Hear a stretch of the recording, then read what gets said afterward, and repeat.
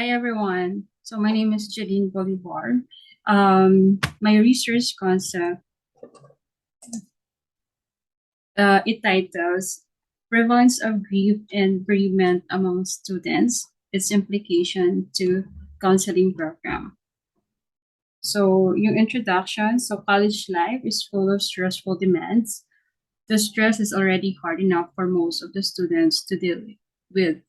But if there's a student who, in addition to the stress given daily by his or her college life, is also experiencing grief at the same time. In the Philippines, there is no specific data concerning the number of college bereavement. However, in the US, Bob, Walker, and Baker conducted a study on college students' bereavement. The data showed 30% of the sample, composed of 118 traditional age 18 to 23 college students, and had reported a loss of family members or friends in the previous 12 months. This means that such cases are not actually rare, that it happens all the time. How are these students coping?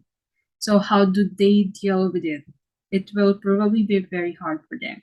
They would need help and support.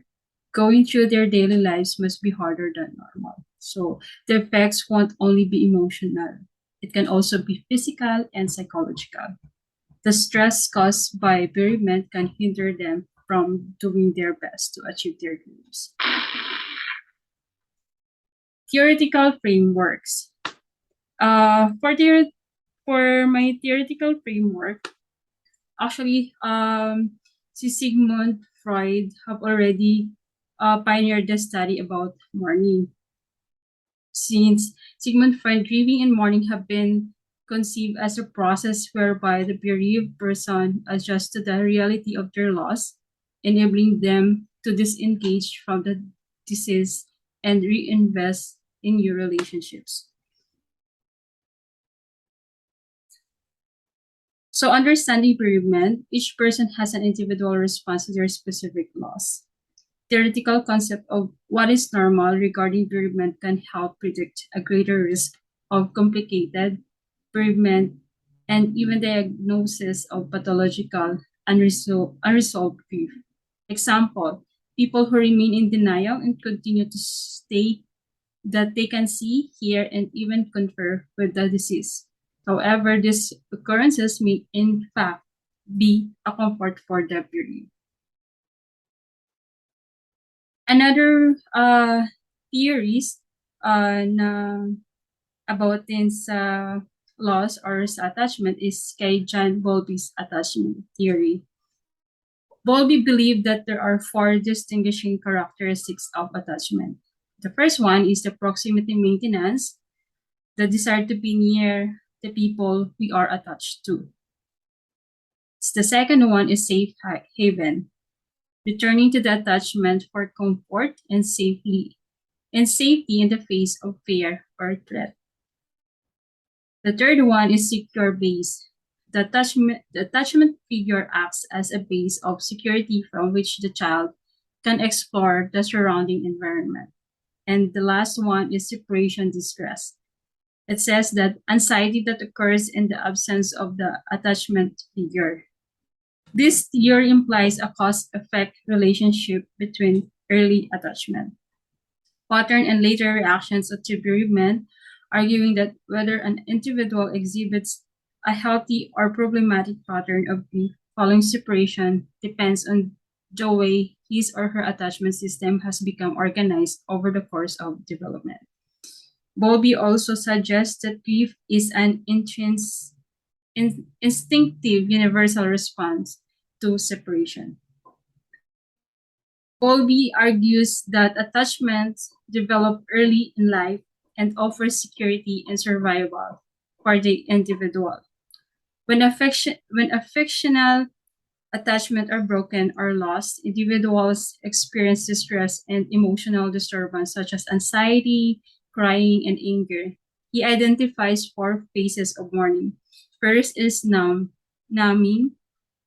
The second one is yearning and searching. The third is disorganization. And the fourth is reorganization.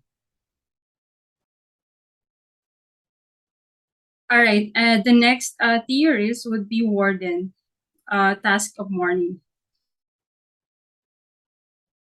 But with by Warden, Mourning, to understand Mourning, it is a process with four tasks. First is the accept the reality of the loss. The second is work through the pain and grief. The third is adjust to an environment in which the disease is missing. And the last one is emotionally relocate the disease and move on with life. Warden himself warns that grief does not fit into neat boxes. Grieved people will move back and forth from one task to another during their grief. Another theory is si Kubler-Ross, uh, sikat siya sa 5 stages of grief. So, for Kubler-Ross, yung 5 stages of grief is denial, anger, bargaining, depression, and acceptance. These are part of the framework that makes up our learning to live with the one we lost. Actually, according to Kubler-Ross, these 4 stages depende sa tao. Hindi siya talaga sunod-sunod, but minsan nauuna yung acceptance compared sa the first 4. Depende sa pag-accept or pag-deal ng tao doon sa loss niya or sa pag-deal niya sa kanyang grief. So the other one is Silverman and class continuing bands. Silverman and class do not see bereavement or grieving as ever fully resolved, culminating in closure or recovery. They propose that rather than letting go, the bereaved person negotiates and renegotiates the meaning of their loss over time. Death is permanent, however, grieving and mourning can maintain the presence of the deceased in the web of the family. They are remembered and not forgotten. They continue to have a role in the memories of the bereaved.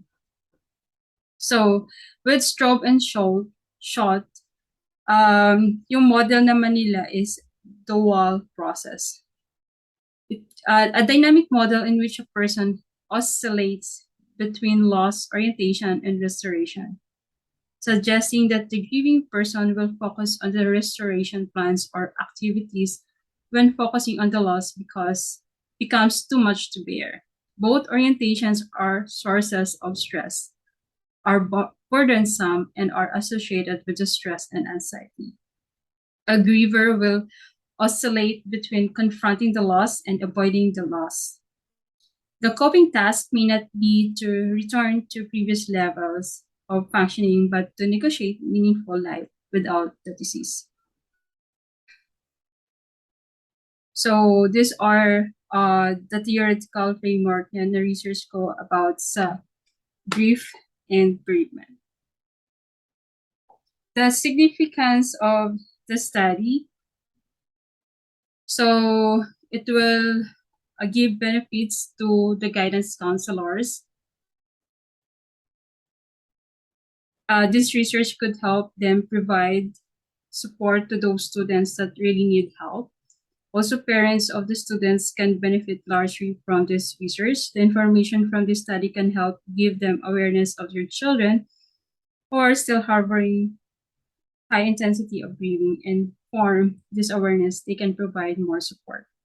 Also, professors can also find this study helpful when dealing with students that are suffering from grief. Knowing that some of their students are still grieving deeply might help them become more understanding and considerate towards those students. Also, the community around the grieving students can affect the grieving student and vice versa. This research will also benefit the community because students are also part of the community, thus being healthy not only physically but also emotionally and psychologically can help the community as well. And the university may find this study significant. It can help them assess and address the needs of students and what support to provide. So, for my participants, nakukunin ko is those PUP college students. Yun pala naisip ko. and or mga students na nakaka-experience ng grief or loss.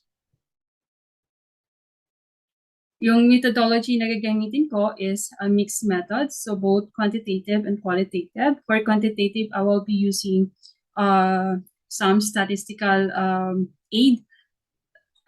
So yung test na gagamitin ko rin is grief intensity scale.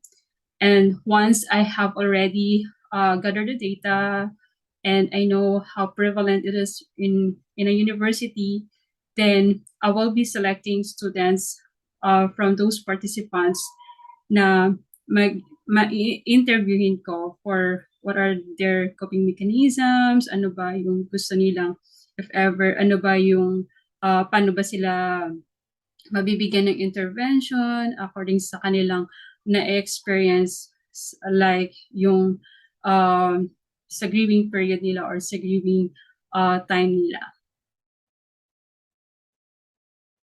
So motivation for the research, actually this is a personal experience.